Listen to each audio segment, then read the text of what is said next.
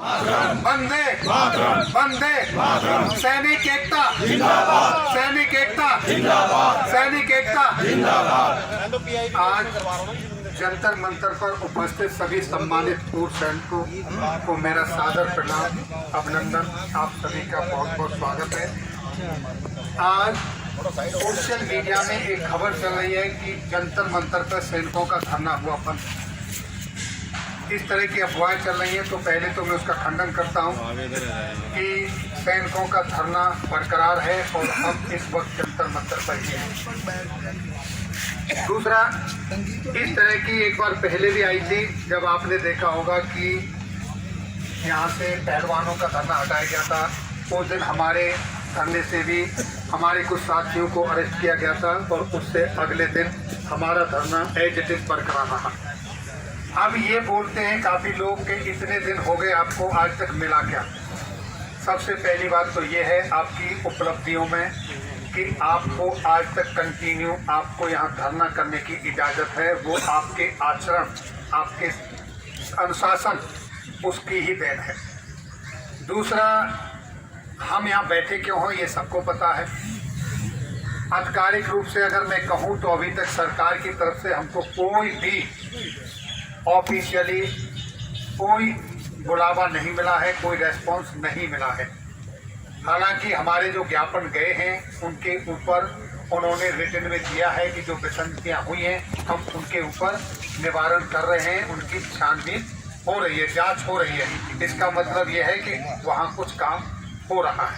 लेकिन धरने के लिए यहाँ से अभी तक कोई टीम ना बुलाई गई है, ना कोई आके प्रतिनिधि ने सरकार की तरफ से किसी ने संपर्क साधा। आज हमारा धरना किस लिए चल रहा है, इसकी जीती जागती मिसाल आप मेरे बाएं साइड में देखेंगे। हमारे वेटरन सूबेदार प्रगट सिंह साहब, जो आज पिछले 5 दिन से शायद घर के जैसी एक भी सुविधा नहीं मिली होगी, बस में बैठ के आए, रात भर जर्नी की। सुबह को हमारे 3 कुछ ऐसे इंसिडेंट्स हुए। हमारे ऑनरी कैप्टन राजेंद्र सिंह साहब का बेटा अकस्मात इस दुनिया से चला गया, उनके वहाँ पर गए सांत्वना देने के लिए, उनसे मिलने के लिए। एक हमारे धरने के लिए निकले थे और हमारे वारंट ऑफिसर सुरेंद्र सिंह सेवा साहब, उनका अचानक हृदय गति रुकने के कारण निधन हो गया।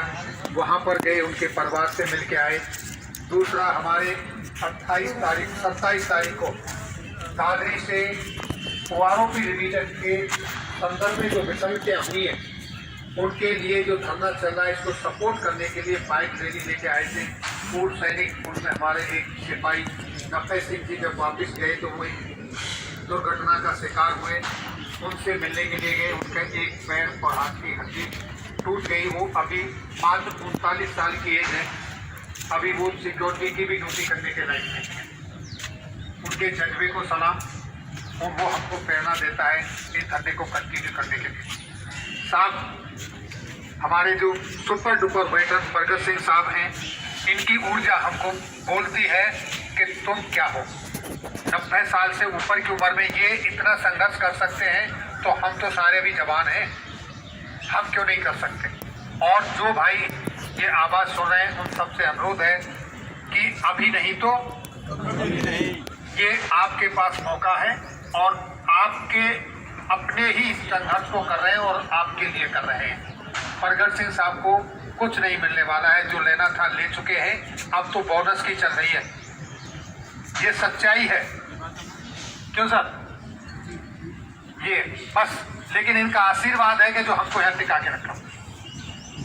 अब जो विसंगतियां हैं उनके ऊपर बहुत चर्चा हो चुकी, सबको पता है। अब यहाँ कुछ तो नया होना चाहिए। अब आप लोगों को भी लगभग 4 महीने का अनुभव हो चुका है माइक पे बोलने का, मंच पे बातचीत करने का, कैमरा को फेस करने का अनुभव हो चुका है और बहुत सारी चीजें आपको बाई हार्ट याद भी हो चुकी हैं। अब थोड़ा सा आपने अपनी स्ट्रैटेजी बदलनी है, आपने अपने विवेक से काम लेना है। और ये विवेक का एग्जाम्पल